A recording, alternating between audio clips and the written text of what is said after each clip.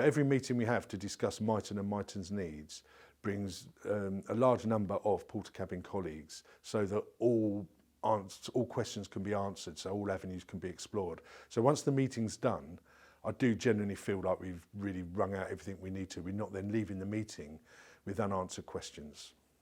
And it was Portakabin that took us to a place that had just built in Birmingham, so we could see exactly the type of school that they could build for us, for a temporary school, but very good quality. So we met Portakabin at their offices in Birmingham, and they drove us to look at a school they'd just built there. So we got the numbers of the team that we're working with, Alex and Marie and Rahila and Ed, and they've always been very responsive to what we've needed. And in terms of the design of this temporary modular village, we call it, they've been really responsive in adjusting the designs around what we want. We really feel like we've designed this, to be honest.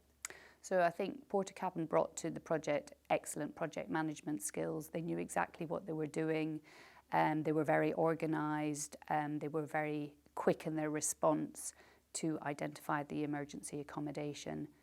They were very quick to put a project plan together to identify what needed done to connect the emergency accommodation and to make it fully operational within the 5-week time frame we gave them. What surprised me the most was the speed of delivery, the focus on what we needed to do, the understanding that we needed to bring our children back into school and teach them and educate them. Portakabin understood that the emergency accommodation were not ideal classrooms because they're quite long and narrow, but they worked with the school to make sure that they could be used as classrooms in the short term. And we are working with them to develop a more permanent solution, a medium-term solution that's going to be a modular village that will replace the Myton units that we currently have on site.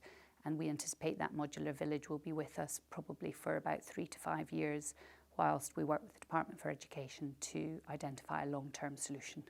We had appointed a project team for the delivery of the emergency accommodation, and it's really good that we've had the same people appointed to the modular village solution.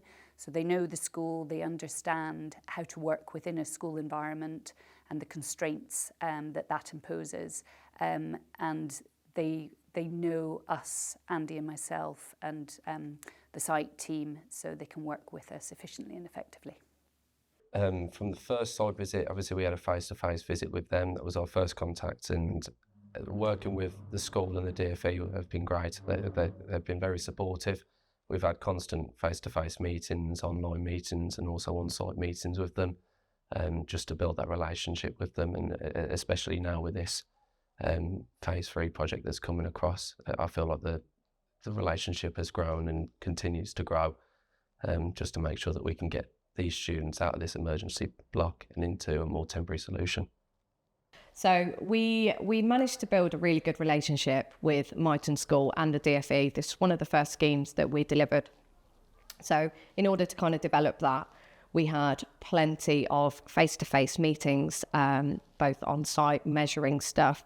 We also carried out a lot of meetings via Zoom to keep the school up to date and the DfE with everything that was going on, not just on site, but also all the hard work that we were doing in the background with our head office team, logistics, and all of our subcontractors. It's been an absolute pleasure to work with Jane and Andy. They've been really supportive despite all the challenges that we've come across, and it's been difficult at times, but they've been really helpful with everything and understanding with all the challenges that we've come across, and together we've managed to come up with a solution that suits everyone.